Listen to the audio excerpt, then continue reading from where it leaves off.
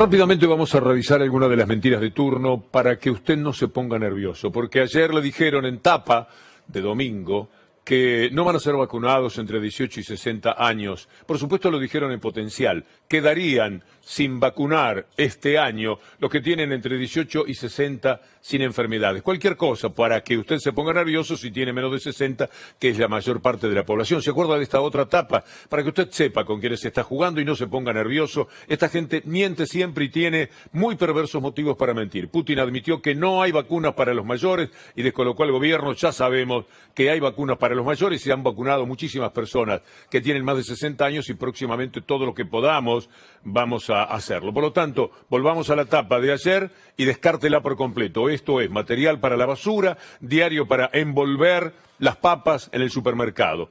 Utilidad para lo que va quedando quienes no paran de mentir. Y no le llevan a la punta el Papa. El Papa ha hablado de lo que es el periodismo y de lo que está ocurriendo. Sabe perfectamente que sus palabras calan más profundamente en la Argentina por su procedencia y por su conocimiento de lo que sucede en el país. Veamos lo que ha dicho el Papa. Todos somos responsables de la comunicación que hacemos, de las informaciones que damos, del control que juntos podemos ejercer sobre las noticias falsas, desenmascarándolas. En eso estamos, Francisco, cada día. Todos estamos llamados a ser testigos de la verdad, a ir, ver y compartir este mensaje en la 55ª Jornada Mundial de las Comunicaciones Sociales. Hablemos de lo que está pasando en el mundo, que es muy grave. Los locos de la derecha en todas partes están haciendo estragos porque no quieren que haya confinamiento, no quieren nada, ya conocemos esto. Imágenes de Ámsterdam que muy bien nos comenta nuestra corresponsal Luciana Cueto. Semana entró en vigor el primer toque de queda en los Países Bajos desde la Segunda Guerra Mundial para intentar frenar los contagios por COVID-19 entre protestas, disturbios y enfrentamientos con la policía en varias ciudades, incluidas Ámsterdam y La Haya, que llevaron a cientos de arrestos por saqueos y destrucción del espacio público. Los manifestantes llevaban pancartas contra el gobierno y contra las medidas tomadas. Hubo fuertes enfrentamientos con la policía, saqueos, se incendiaron coches y bicicletas y hasta se llegaron a lanzar piedras contra las ventanas de un hospital. Alrededor de 250 personas habrían sido detenidas durante este fin de semana. Pero a esa locura impulsan siempre sectores políticos de la fea derecha mundial, cada día más comprometida con la violencia, con esto que nos rompió los ojos recientemente desde los Estados Unidos con lo que pasó en el Capitolio. Mire la gente de Vox, qué bonita gente en España, esa derecha furiosa. Hace meses estamos diciendo que entendemos, comprendemos y animamos a los españoles a movilizarse frente a este gobierno traidor, frente a este gobierno desleal, frente a este gobierno negligente y frente a este gobierno irresponsable. Son los españoles los que se están ya organizando, lo hemos visto con esas manifestaciones masivas en Baleares, en el sector de la hostelería, y lo que animamos es que todos aquellos españoles que están desesperados salgan a la calle para que su voz se oiga.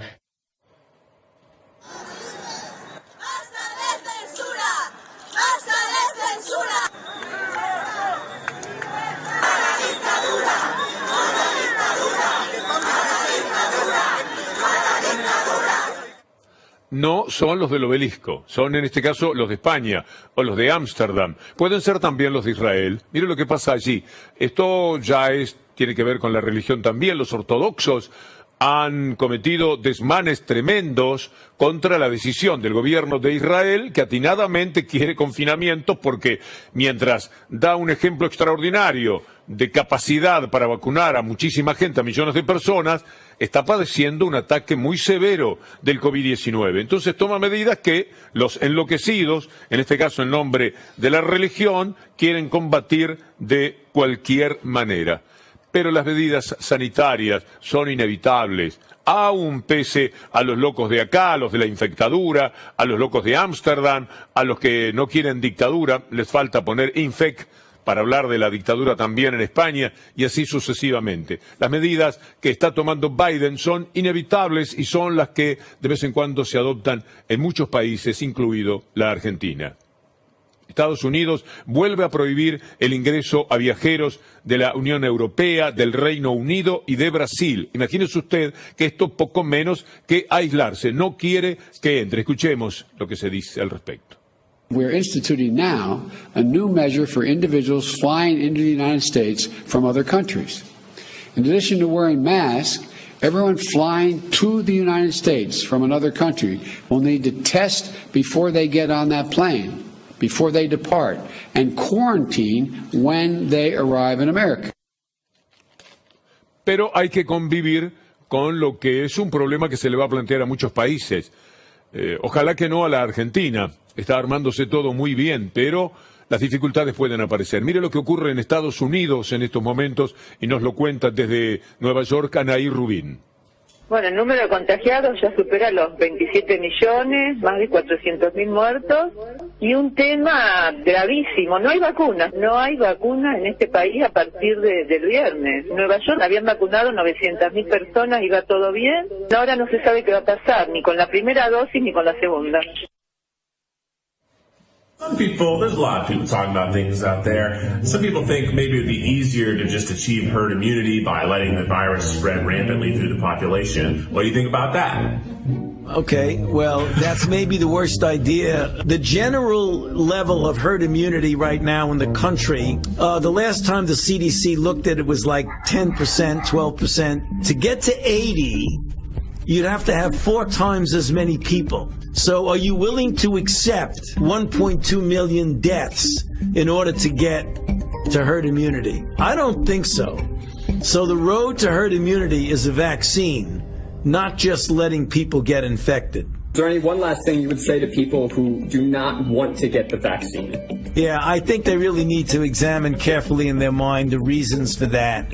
If it's really based on a lot of people talking about hoaxes and things like that, you really got to take a look at the risk that we're going through. We're going through a real historic challenge, the likes of which we haven't seen in 102 years. And all of this nonsense about fake news and hoax and all that, I mean, that just results in more people dying. Impresionante ver que también allí tienen que hablar de las fake news y de la acción de sectores que quieren arruinar por motivaciones políticas o porque a veces el ser humano puede rayar con la locura, estar muy cerca de la misma o pertenecerle, pero también tienen que dar la misma batalla contra esos que mostrábamos recién de Ámsterdam, de Israel, de España y que podríamos mostrar porque los recordamos muy bien a los de aquí. La situación es desesperante en algunas partes del mundo. Estados Unidos, de donde venimos, ha tenido hospitales saturados en Los Ángeles, por ejemplo. Y mire lo que sucede en Manaus hoy día, en estas horas. La pesadilla de morir asfixiado en los hospitales de la Amazonia. Más de medio centenar de enfermos mueren sin aire. ¿Usted se imagina qué tipo de muerte es esa? Prolifera un mercado paralelo de oxígeno. El único que dio una mano fue Venezuela. Se lo contábamos ayer. Mire lo que es el caso para tomar una sola persona de lo que le estamos contando de Manaus. Nós fomos orientados para tratá-la em casa, porque lá não tinha condições de receber mais pacientes. Devido à falta de oxigênio, os pacientes que estavam lá já estavam internando e os corredores já estavam lotados.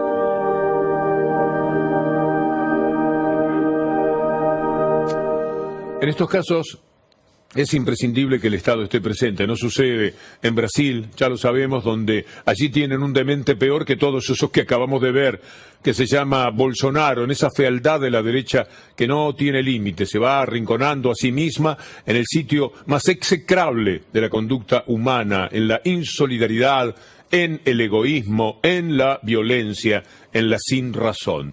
Esto lo menciono porque en la Argentina el Estado está presente hasta para solucionar aquello tremendo, la tierra arrasada que dejó el gobierno neoliberal y después vino la pandemia. Tenemos lo de la deuda externa, ahí están discutiendo ahora con el Fondo Monetario Internacional. También hay una deuda interna. La estafa de Macri a nombre del gobierno de las corporaciones con los créditos UVA es también algo que tiene que asumir el gobierno actual. Hoy tomamos execrable de la conducta humana en la insolidaridad, en el egoísmo, en la violencia, en la sinrazón. Esto lo menciono porque en la Argentina el Estado está presente hasta para solucionar aquello tremendo, la tierra arrasada que dejó el gobierno neoliberal y después vino la pandemia. Tenemos lo de la deuda externa, ahí están discutiendo ahora con el Fondo Monetario Internacional. También hay una deuda interna. La estafa de Macri a nombre del gobierno de las corporaciones con los créditos UVA es también algo que tiene que asumir el gobierno actual. Hoy tomamos una discusión que armamos nosotros en diferentes reportajes entre Perla Figueroa, una hipotecada UVA de las que estaba en Plaza de Mayo protestando, el ministro Ferraresi, que ha hecho todo lo posible con una seriedad que se le reconoce a Jorge Ferraresi por encontrar alguna solución y que mañana va a estar en el Banco Central viendo el aspecto financiero que finalmente tiene todo esto, que es acuerdo entre privados y todo lo que usted conoce. Pero el Estado se tiene que hacer cargo, lamentablemente. Y encontró una solución, que es ponerle un límite a lo que se le puede cobrar a los créditos UVA. De todas maneras, algo que todavía no conforma es la deuda. Usted va a escuchar ahora algo que tiene que ver con gente que empezó con un crédito de 2 millones de pesos y ahora debe 6,5 millones de pesos. Que inició con una cuota de 10.000 y ahora tendrá que afrontar una de 46.000 o más. Es pavoroso lo que les está ocurriendo. Escuchemos una posición y la otra en ese comportamiento de un Estado presente, aún para corregir los horrendos horrores del pasado inmediato. Transitando los últimos días de un congelamiento, todo aquello que la familia no pagó lo tiene que empezar a devolver en porciones hasta alcanzar la cuota real con la inflación ya aplicada. Necesitamos que se revea esta situación para que tengamos un empalme y una reestructuración de nuestras deudas. Tenemos una reunión mañana con el Banco Central y los bancos más importantes, que son los que más cantidad de créditos UVA tienen, para generar este mecanismo y cuál va a ser la propuesta de los bancos en función de no sobrepasar esta cantidad de recursos que tenga cada una de las familias. Es muy difícil porque el universo es muy heterogéneo. Entonces el 35% de los que tienen crédito UVA compran dólares todos los meses. 40% que son empleados bancarios que han tenido salarios superiores a la inflación. Nosotros generamos un mecanismo que tiene que ver con salvaguardar los más vulnerables. El sistema ha fracasado, por eso los nuevos productos del gobierno son a partir de un nuevo índice, desviar la atención respecto al número de personas que están bajo el sistema o contratación que son bancos, lo pongo en duda, porque en realidad nosotros estamos hablando que el universo es mucho más amplio. Si hizo una política pública, no puede estar dirigida, debería ser de igualdad de derecho. Yo siento una segmentación. Esta es la pelea mañana, ese gesto del ministro Ferraresi, que no debería tener quizás una relación directa con el tema, pero es quien está al frente de todo lo que la idea de vivienda genera en la Argentina. Que las presentaciones ya lo hemos visto en más de una ocasión de Macri, lo que dijo después, 2 años más tarde, en 2018, de que todo se iba a arreglar. Le ha quitado a esta gente, puede suceder todo, si es que este gobierno no les arregla la vida. Y eso se sabrá mañana en la reunión de Ferraresi con el Banco Central. Tanto ayudar a las pymes como ayudar a todos terminó dando un resultado positivo. Esta es una buena noticia, pequeña, pero hay que tomarla en el contexto dentro de lo que se ha desarrollado. Tras 9 meses de caídas consecutivas, allí estaba el Estado. La industria pyme repuntó levemente en el mes de diciembre. Estas son las cosas que se tiene que hacer desde el Estado, que por ejemplo aprecia otra suba de combustibles, paremos la mano, y decide que en vez de ahora sea marzo, y ni siquiera el primero, el 12 de marzo, mediados del mes de marzo, es decir, dentro de 2 meses, porque ha sido postergado hasta mediados de ese mes, la suba en el impuesto a los combustibles. Y de a poquito se van modificando algunas cosas. Le contábamos hace un rato que hubo recuperación del turismo, 2.400.000 personas, marcaron un récord de turismo en el país. Hemos mostrado algunas de las imágenes que mucho levantan el ánimo en estas horas. Por cierto, ahí está lo que señalamos siempre, la importancia de un Estado presente, que eso es lo que no quieren. Y no lo quieren porque se trata de ir rumbo a la estafa que a ellos les interesa. Esto es darle a la gente, defender a la gente la posibilidad de que tenga una pequeña salida al horrendo año que tuvimos que afrontar en el 2020. Pero ese Estado presente no es querido por las corporaciones porque el Estado debe regular, si no es una salvajada el mercado, y no puede ser así. Entonces combaten, mienten, sesgan. Dicen que no hay vacuna para los de 60, sí la hay. Bueno, no hay tampoco vacunas para los que tienen menos 60, sí la va a haber. Y así sucesivamente. ¿Por qué? Y porque están robando. Usted hoy puede abrir un diario, Clarín Nación, y por ahí alguien robó un celular. Más robo de celulares, qué barbaridad. A 4 millones, si esos son el número de abonados, o 5 millones, si fuere ese, han robado hoy. Los celulares, no, lo que gastan con los celulares. Cablevisión volvió a aplicar el 20% en lo que son las facturas de febrero. ¿Ya lo sabe usted? Por lo menos permítame que se lo adelante. Y ahora el gobierno intima desesperadamente a devolver el aumento del 20% y va a aplicar sanciones. Es la pelea del Estado, del gobierno que representa al Estado, o sea, a usted, al que están robando, Cablevisión, Mañeto, hacen plin caja con el 20% que no debían cobrar. Mire, vamos a escucharlo a Gustavo López, en el esfuerzo desesperado. Hablamos del Estado presente, ojalá que no tengamos que hablar del Estado impotente frente a ladrones de esta monta que descaradamente le roban al mismo tiempo a 4 millones de personas, no un celular, a la carrera en la calle Corrientes. Roban a 4 millones de personas al mismo tiempo, con total impudicia. El Ente Nacional de Comunicaciones intimó a la empresa Telecom Argentina a cesar en la conducta infractora. El aumento solo puede ser del 5%. En la intimación le dice a la empresa que le tiene que devolver a todos los usuarios no solo lo cobrado de más en enero, sino también tiene que refacturar y devolver eventualmente lo de febrero con intereses, los mismos intereses pactados por las moras con sus clientes, y debe acreditar la devolución de todos los importes dentro de los 10 días frente al Ente Nacional de Comunicaciones. Telecom Argentina, continuadora de Cablevisión Fibertel, debe devolver todo lo que haya cobrado de más por encima del 5%. Por ahora las cosas no son así. Les cuento una anécdota, mejor se las cuenta un colega, un amigo, Ricardo Cutufós, por lo que él hizo. Y mire usted la perversidad con la que reaccionó inmediatamente Cablevisión. Hago cable a través del home banking. El home banking me permite ponerle una cifra que no es la que figura en la boleta. En este caso, a mí me vino con ese 20% de aumento. ¿Qué hice yo? A la boleta anterior le sumé el 5% y solo pagué el 5%. Es decir, yo pagaba 2.300 y monedas, terminé pagando 2.500 y monedas por una boleta que me había llegado en 2.900 y pico de pesos. Este mes volví a recibir la boleta, me llegó arriba de los 3.000 pesos. Me incluyeron la diferencia que yo no había pagado el mes anterior. Son unos truanes, unos ladrones. ¿Qué quiere decir usted? ¿Vio lo que hicieron? Es decir, esta persona por lo menos dijo, bueno, yo les voy a pagar el 5% porque además sé lo que el gobierno ha dicho al respecto.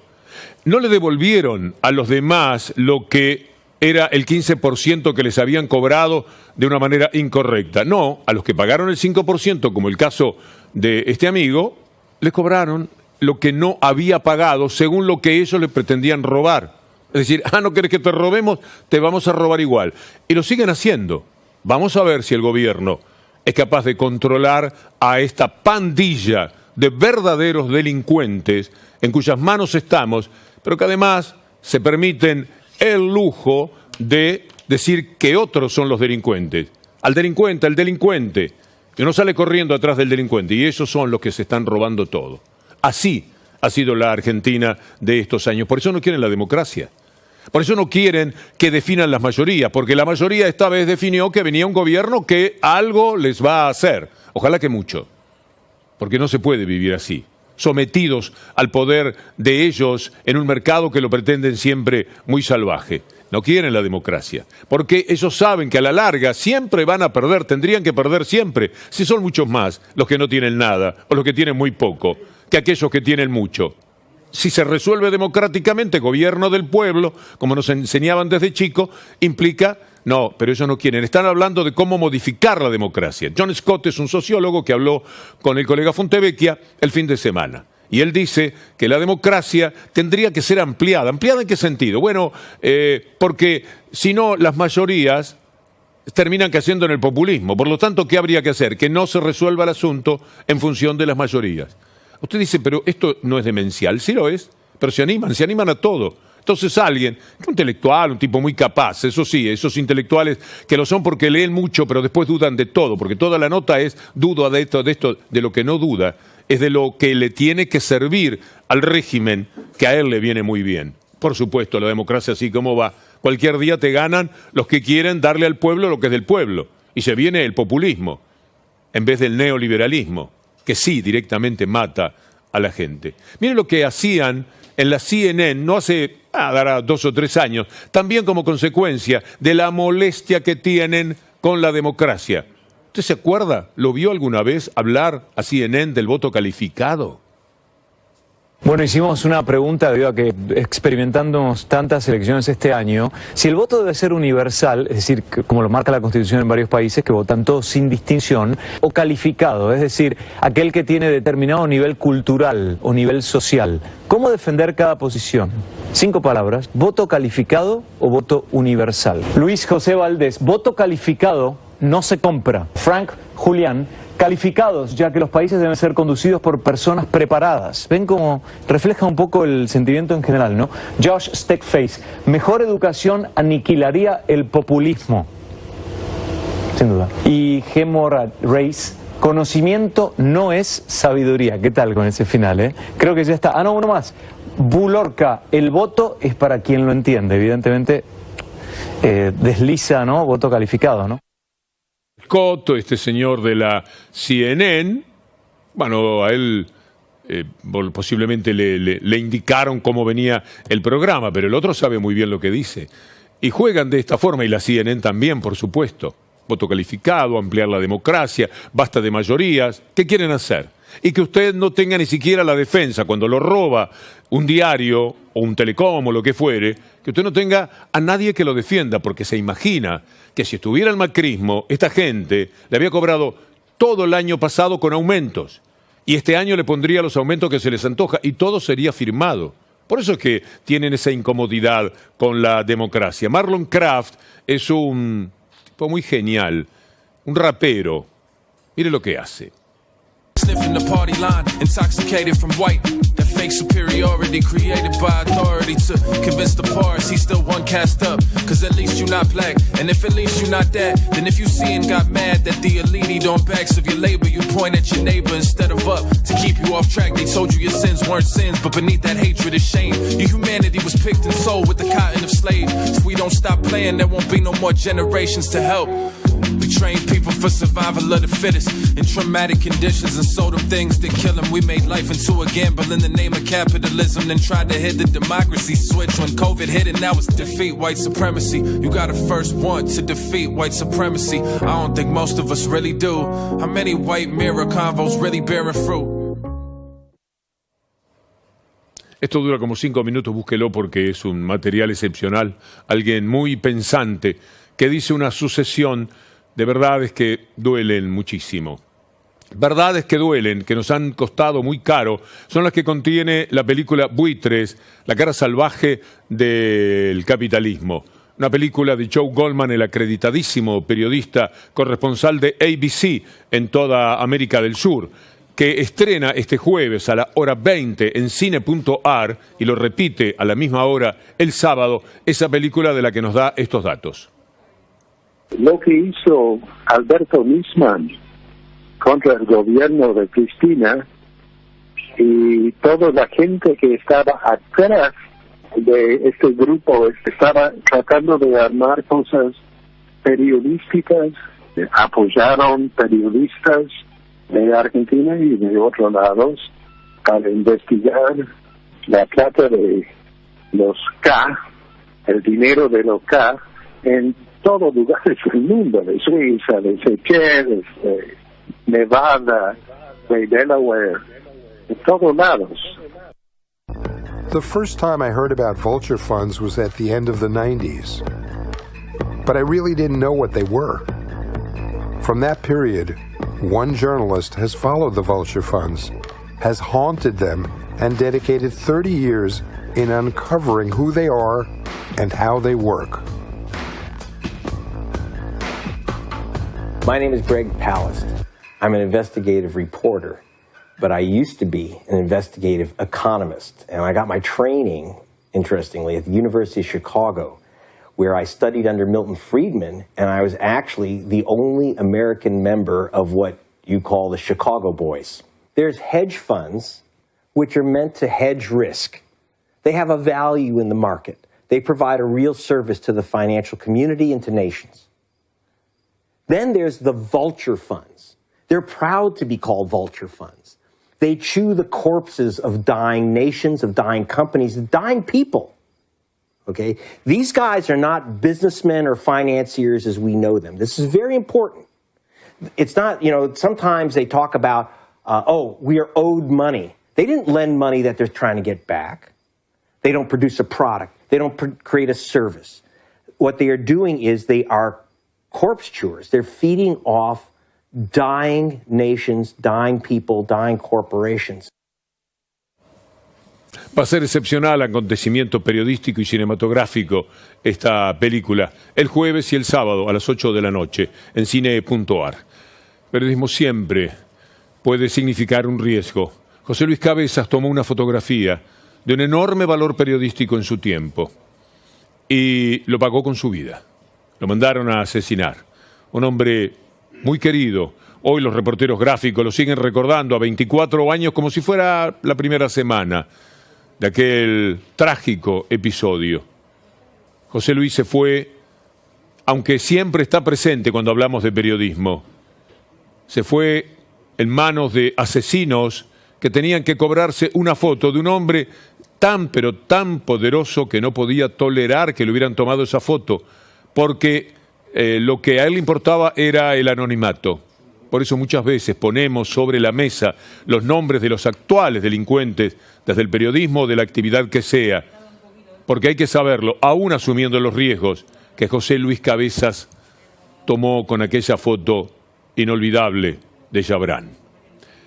En aquellos días se marchó de muchas maneras y hubo gente muy importante, como alguien que muchas veces es el cierre de nuestra columna, sobre todo hoy, cuando a los 24 años de la muerte, del asesinato de José Luis Cabezas, se cumplen 2 meses de la muerte de Diego Armando Maradona.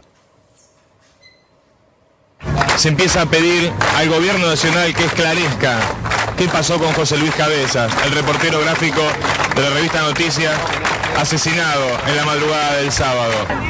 Es una barbaridad, que no se puede creer que en este país haya un hecho tan aberrante, ¿no? ¿Pensás que se va a esclarecer?